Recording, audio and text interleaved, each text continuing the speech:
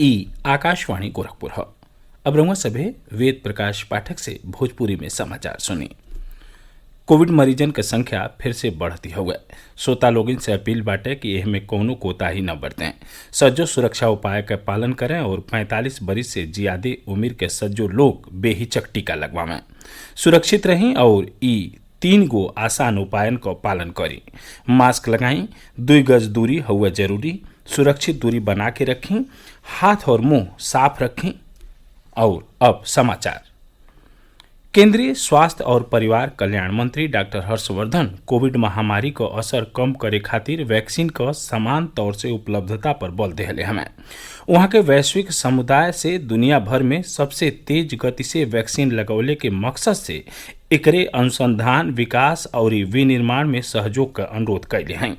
Doctor Harshvardhan सबकरा खातिर एगो vaccine विषय पर आर्थिक और सामाजिक परिषद के मंत्री स्तरीय बैठकी के संबोधित करत कहनी कि वैश्विक समुदाय के सामने दवाइयन क पहुंच, सामर्थ्य, उपलब्धता और वितरण चुनौती हो।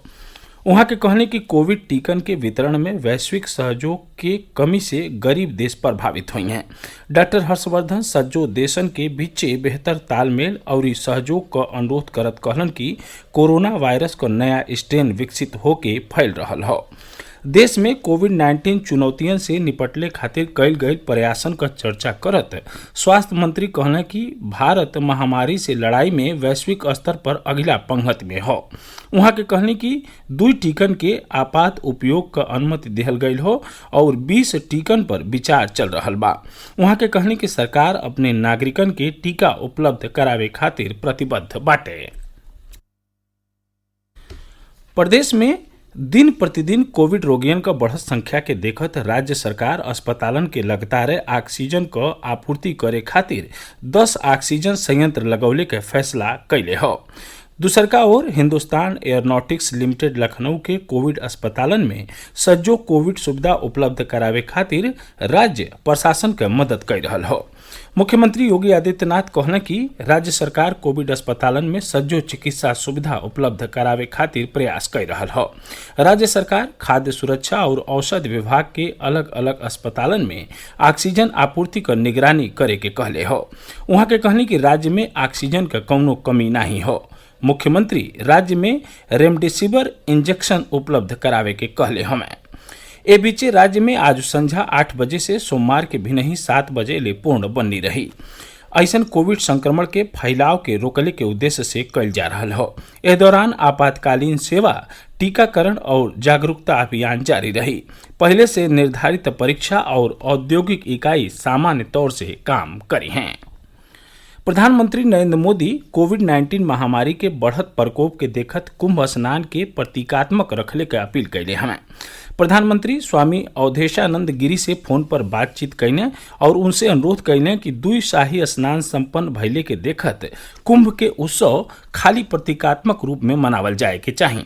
वहाँ के कहने कि ऐसे महामारी के खिलाफ संघर्ष के बल मिली।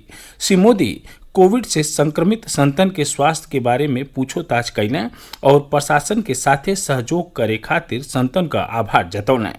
एह बीचे महामंडलेश्वर स्वामी अवधेशानंद गिरी लोगिन से अपील कैले हमें कि ऊ कोविड दिशा निर्देशन का पालन करें और ढेरे संख्या में कुंभ स्नान खातिर न आवें। वहाँ के कहनी कि ऊ प्रधानमंत्री की अपील का सम्मान करेनी। विंध्याचल स्थित श्री विंध्य पंडा समाज और नगर विधायक पंडित रत्नाकर मिश्रा के साथे भइल बैठकी में निर्णय लेहल गईल कि आज रात में लॉकडाउन लगले के बाद मां विंध्यवासिनी मंदिर आम दर्शनार्थियों खातिर बंद कर दिहल जाई। ए समय चल रहल नवरात्र मेला के रद्द कैले और कोरोना संक्रमण के रोके बदे एगो आवश्यक बैठकी संपन्न भइल, जेमे पंडा समाज आ नगर विधायक मिल के निर्णय लेहले कि नवरात्र के 9वीं तिथि ले माता क खाली श्रृंगार पूजन करे खातिर मंदिर क कपाट खोलल जाई। एकरे साथवे नवरात्र मेला में आवे वाले दर्शनार्थियन के सूचित कइल जात हो कि उ दर्शन पूजन करे खातिर विंध्याचल न आवे, काहे से कि मंदिर क कपाट सबके खातिर बंद कर दिहल गइल हो। ओहर भगवान बुद्ध को महापरिनिर्वाण स्थली कुशीनगर में भारतीय पुरातत्व सर्वेक्षण विभाग की ओर से संरक्षित महापरिनिर्वाण मंदिर, माथा कुंवर मंदिर और रामाभार स्तूप के अगिला 15 मई ले बंद कर दिहल गयल हो। आज पूर्व प्रधानमंत्री चंद्रशेखर क जयंती हो। बलिया जिला में स्थित उनके मूर्ति पर कोविड नियमन के तहत लोगिन के ओर से माल्यार्पण कइल गईल और सादगी पूर्वक उनकर जयंती मनावल गई। प्रधानमंत्री नरेंद्र मोदी पूर्व प्रधानमंत्री चंद्रशेखर क जयंती पर उन्हें श्रद्धांजलि दिहले हमें। श्री मोदी कहना कि दिवंगत नेता के सादगी और सामाजिक सशक्तिकरण के प्रतिबद्धता बदे सज्जो पार्टी के लोग उनकर सम्मान करत रहने। एकरे साथ ही भोजपुरी समाचारन के बुलेटिन पूरा भइल। नमस्कार।